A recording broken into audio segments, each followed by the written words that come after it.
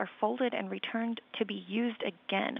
The solar arrays are attached to the trunk of the Dragon, and those will actually burn up upon re-entry into the Earth's atmosphere. The only portion that will return of Dragon is the capsule itself, bringing with it about 4,000 pounds of cargo and science and other hardware back to Earth.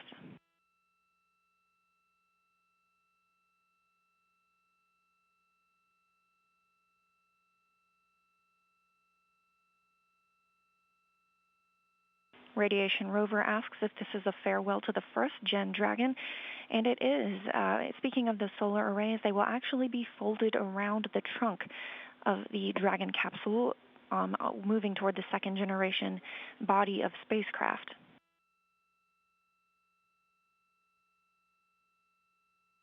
The Dragon used in the CRS-2 missions will resemble the Crew Dragon and will also automatically dock to the space station rather than require robotic operations.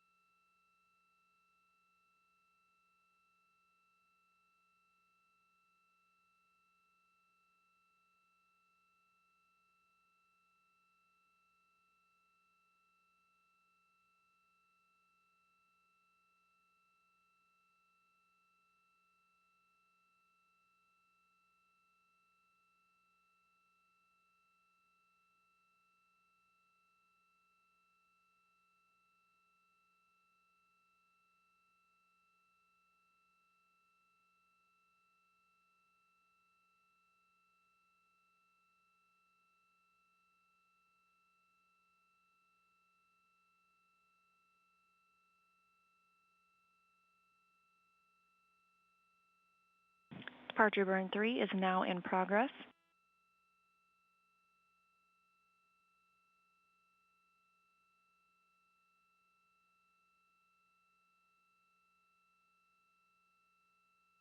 This burn is about 22 seconds long and moving Dragon out of the keep-out sphere and approach ellipsoid much faster, another 3 meters per second being added.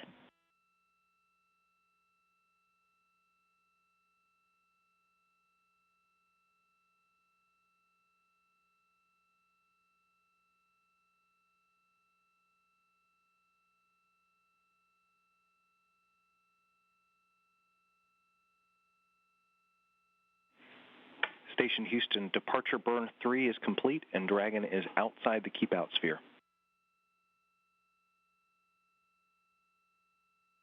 Copy all.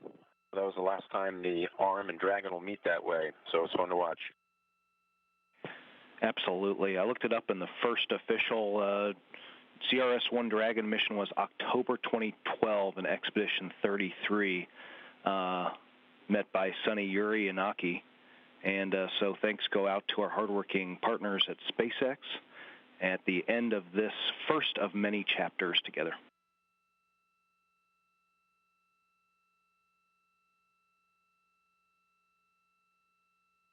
Copy and concur. Congratulations to the SpaceX team and the teams all around the world for a successful Dragon mission over the last month and wrapping up Expedition 62.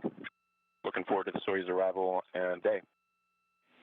As are we. It'll be nice to get some more folks up there with you.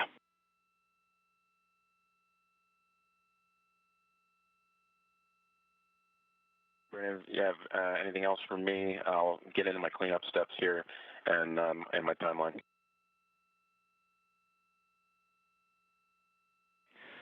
So we are outside the keep-out sphere, but not quite outside the approach ellipsoid, so if you could continue monitoring, and we'll release you soon. Copy. That was capsule communicator Brandon Lloyd speaking with NASA astronaut Andrew Morgan aboard the International Space Station, commemorating the end of the CRS-1 contract for the SpaceX team.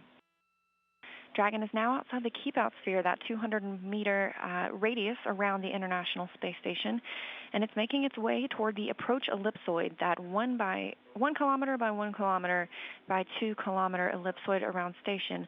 Obviously, this graphic not to scale, but that helps the team monitor the spacecraft as they arrive and depart.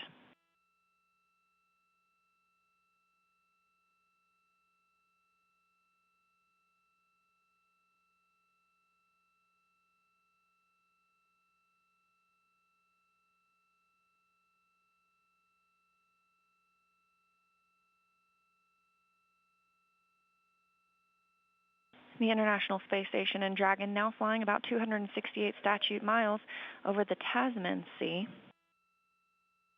Dragon completed its 3 small departure burns successfully, and the next major burn for Dragon will be the deorbit burn, scheduled to occur at 12:58 p.m. Central Time today, and adding 111 meters per second velocity to the vehicle.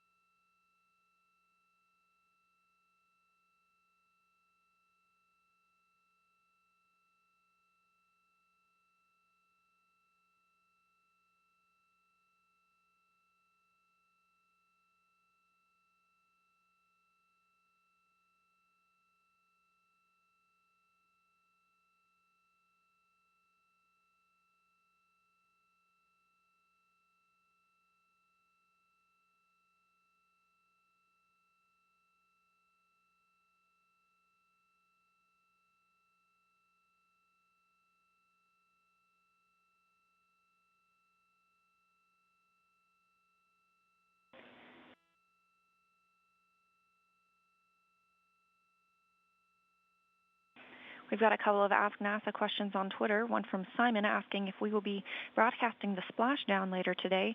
We will not, and Michael Burton, we will not be broadcasting the recovery either, but you can keep up with those updates on our blog at nasa.gov/station.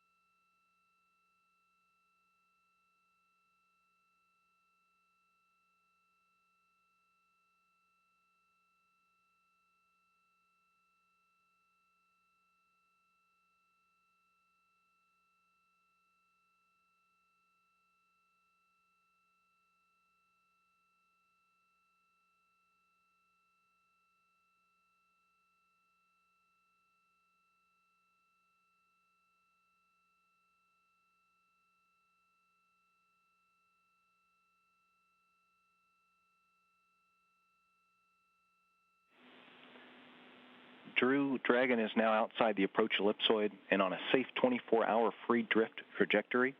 So your go for your last 3 activities. Thanks for sleep shifting with Orbit 1 tonight. It's my pleasure.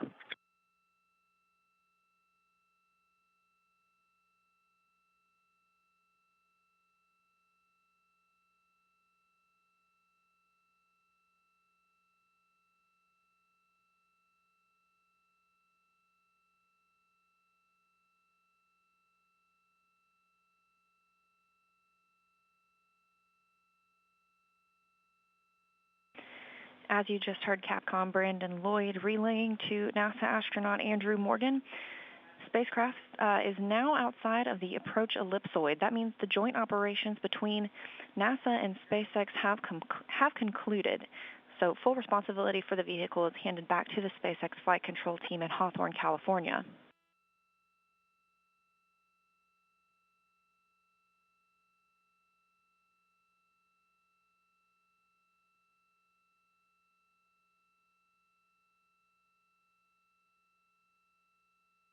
Now that Dragon is outside of the approach ellipsoid, it is deemed 24 hours safe, meaning that if somehow control was lost of the vehicle, we know that it would be 24 hours safe from coming into any contact with the International Space Station.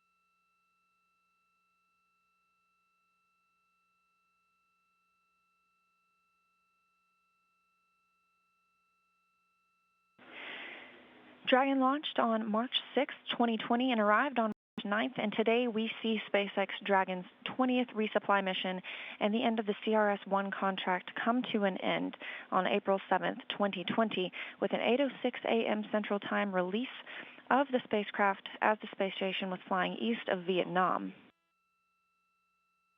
Dragon successfully completed its 3 small departure burns and made its way outside of the keep-out sphere as well as the approach ellipsoid, ending those joint operations between the NASA and SpaceX team. Next up for Dragon, it will complete its deorbit burn scheduled for 12:58 p.m. Central Time today. Later on, we'll see Dragon splashdown scheduled for 1:50 p.m. Central Time this afternoon, its last splashdown in the Pacific Ocean off the coast of Long Beach, California.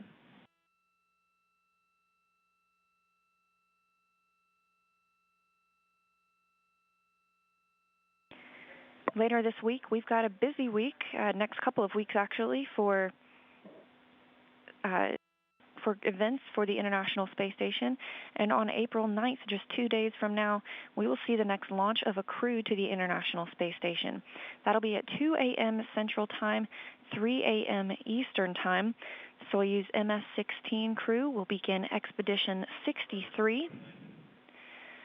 Crew members Chris Cassidy, Anatoly Ivanishin, and Ivan Wagner will join our 3 current orbiting crew members aboard the International Space Station.